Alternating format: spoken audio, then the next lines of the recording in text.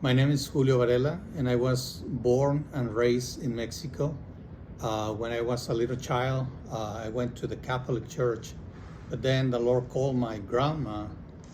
She became a believer, and she took me with her and also invited my mom to come to church.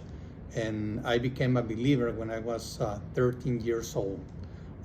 Then I decided to study and, went to college, got an engineering degree in computer science, and started working as an engineer.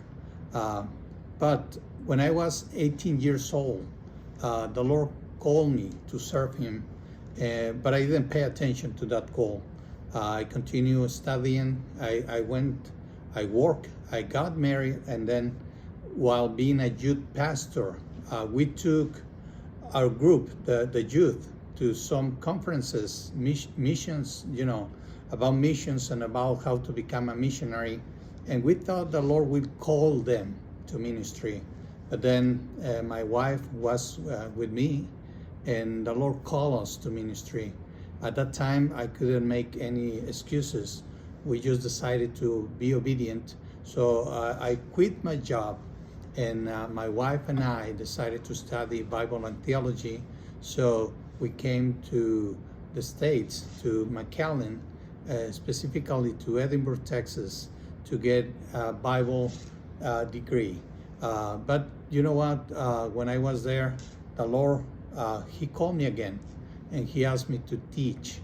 So I went and I get a master's degree. Actually, I got three master's degrees, and then came back to Rio Grande to teach. After some years, I got my PhD, and I've been teaching and trying to make disciples, because I do believe making disciples is not just about sharing the word, but also, just helping others to get equipped, to get the tools to serve the Lord. And that's why for me, teaching the Bible, teaching theology is so important. So this is how the Lord called me. And even though He called me when I was 18 years old, sometimes you think that is more, other things are more important. So you spend your time doing other things instead of just being obedient. But when I was married and my wife was with me, is when finally we got this call that it was undeniable. We couldn't say that the Lord wasn't calling us.